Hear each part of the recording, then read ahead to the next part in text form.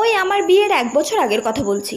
তখন তো আমার বরের কথা শুনে কিছু মানুষের চিন্তায় ঘুম উড়ে গিয়েছিল যে বাবা, বাইরে থাকা ছেলে যদি ছেড়ে দিয়ে চলে যায় তাহলে আমার কি হবে। মানে তারা এতটা পরিমাণে চিন্তা করে ফেলেছিল, সে আর কি বলবো। তো আজ বুঝতে পারি যে তারা এতটা চিন্তা কেন করেছিল, এবং লোকের কাছে বলেও বেরিয়েছিল যে যদি ছেড়ে দিয়ে চলে যায়, এখনও রেজিস্ট্রি হয়নি, রেজিস্ট্রিটা করিয়ে নেওয়া ভালো।